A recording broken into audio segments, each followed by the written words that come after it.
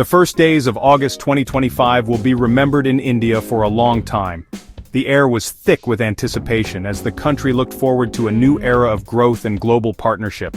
But no one could have predicted the storm that was about to hit, a storm not of nature but of words broadcast across the world in an instant. It wasn't a war or disaster but a single, brutal statement from US President Donald Trump. The news broke like a tidal wave, sweeping through every home, office, and street corner. People gathered around televisions and phones, struggling to process what they were hearing. Standing before the world's cameras, he declared India's economy dead. The words were sharp, deliberate, and impossible to ignore. In that moment, the world seemed to pause and India held its breath. The word echoed across a nation of 1.4 billion, turning shock into anger. In markets, offices, and homes, disbelief quickly gave way to outrage. How could a single sentence carry so much weight and cause so much pain? Years of grand rallies and talk of a US-India partnership gone in an instant. The images of leaders shaking hands and promising a bright future now felt like distant memories replaced by a sense of betrayal. Prime Minister Modi had just visited Washington. Everything seemed on track. The visit was hailed as a success, with both sides expressing optimism and mutual respect. There was talk of new trade deals, technology exchanges, and a stronger alliance, but with one word, the foundation of that relationship crumbled. Decades of diplomacy and trust were suddenly in question, as if a wall had been built overnight between the two nations. The timing was as shocking as the insult. Indian negotiators thought they had months to finalize a trade deal. They had been working late into the night, believing progress was being made. Now all their efforts seemed meaningless. Instead, Trump's declaration and immediate tariffs felt like a public humiliation, not a negotiation. Indian businesses, already facing challenges, now saw their hopes dashed in a matter of minutes. Social media erupted, news channels scrambled, and ordinary Indians felt their hopes dismissed. Hashtags trended, debates raged, and the nation's mood shifted from confusion to defiance. The insult cut deep, targeting the pride and aspirations of millions. For young professionals and students, it felt like a personal attack on their dreams and their country's future. India was left reeling, wondering how things had gone so wrong. In the silence that followed, a single question echoed across the nation. What would happen next, and how would India respond to this unprecedented challenge? Let's break down what this really means for India, and more importantly, for the everyday Indian citizen. When we talk about tariffs, it might sound like a distant, technical issue, something that only affects big companies or politicians. But the reality is, these decisions ripple through the entire economy, touching the lives of millions. Recently, Trump didn't just make headlines by criticizing India, he followed up with a sweeping 25% tariff on all Indian goods sold to the US. This isn't just a political move, it's a direct hit to India's export-driven industries, and it sends shockwaves through the supply chain. Overnight, Indian products, from clothing to electronics, became far more expensive for American buyers. Suddenly, what was once affordable and competitive is now out of reach for many, making Indian goods less attractive in one of the world's biggest markets. And this impact isn't limited to just a handful of products. The tariff covers everything: textiles, electronics, auto parts, pharmaceuticals, and more. India's diverse export basket, which supports millions of jobs, is now under threat. The electronics sector, once a beacon of hope for India's future, now faces uncertainty and chaos. Factories that were buzzing with activity are slowing down, and the risk of job losses and stalled investments is growing by the day. Small businesses, like the textile workshops in Tirupur, are especially vulnerable. Many of these family-run operations depend on US orders to survive. With fewer orders coming in, owners are forced to make tough choices, cutting hours, laying off workers, or even shutting down entirely. The impact is deeply personal. It's not just about numbers on a spreadsheet. It's about jobs in Bengaluru's tech hubs, artisans in Jaipur who rely on exports, and factory workers in Noida who now worry about their future. Each of these people has a story, a family, and dreams that are now at risk. This move could slow India's economic growth, reduce vital foreign earnings, and make Indian businesses less competitive on the global stage. The effects will be felt not just in boardrooms but in every corner shop and household. The dead economy comment was the insult. The tariff is the injury. It's a 1-2 punch that threatens to undermine years of progress and hard work by Indian entrepreneurs and workers. For millions of ordinary Indians, this isn't just a headline. It's a direct blow to their livelihoods, their families, and their hopes for a better future. These aren't just numbers or statistics.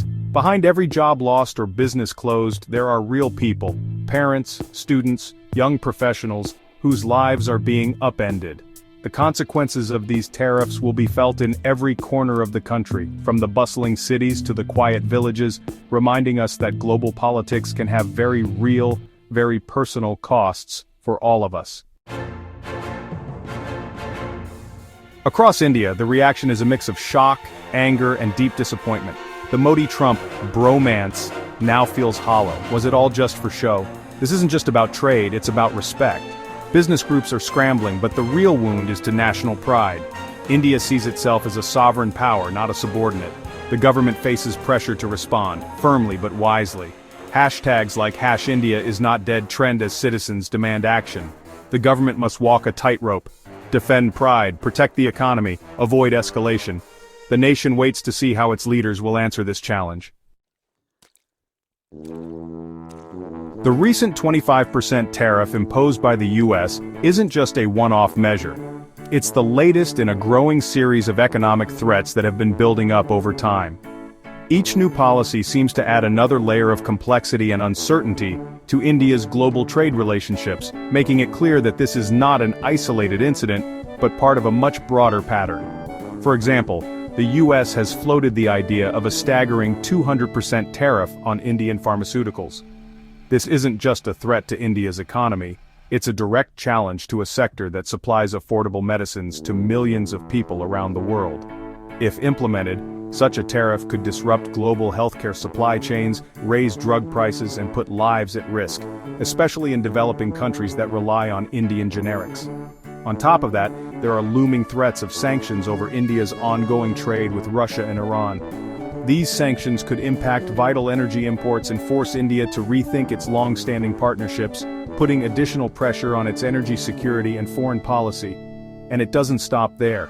The US is even considering a blanket 10% tariff on all imports from BRICS nations, a move that would hit not just India, but also its key partners like China, Brazil, Russia, and South Africa, potentially reshaping the global economic landscape. Clearly, this isn't just about correcting trade imbalances or protecting domestic industries. It's increasingly seen as a coordinated campaign to limit India's economic autonomy and influence the choices it makes on the world stage. The US is ramping up pressure on India, not only dictating who it can trade with, but also trying to shape how India manages its own economy. These actions are being felt in high-level diplomatic meetings and policy discussions, where the stakes for India's future are being debated. All of these moves directly challenge India's core policy of strategic independence, a principle that has guided its foreign and economic policy for decades, allowing it to balance relationships with multiple global powers. As these pressures mount, the sense of India's sovereignty being under threat is growing stronger in New Delhi. Policymakers are now faced with tough choices about how to defend the nation's autonomy in an increasingly turbulent world. As if tariffs weren't enough, the Trump administration praised Pakistan on the same day. The US announced a new trade deal with Pakistan, signaling a shift in alliances. This was a calculated move, designed to hurt India psychologically and geopolitically. Recent US outreach to Pakistan, including hosting its army chief, has alarmed New Delhi. Trump's claims of brokering a ceasefire between India and Pakistan only add to the tension.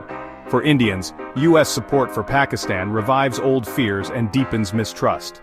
The message is clear: India's partnership is conditional and its rival is now favored. This has injected mistrust into both economic and security ties.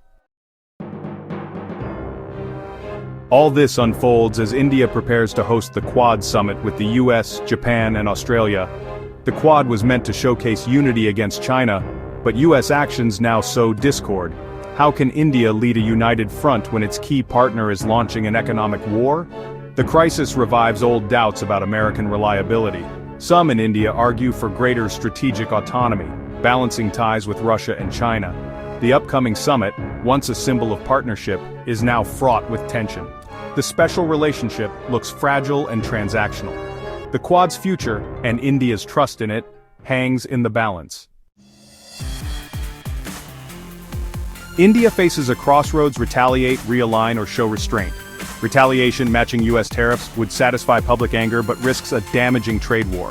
Realignment means strengthening ties with Russia, China, and others, hedging against US unpredictability.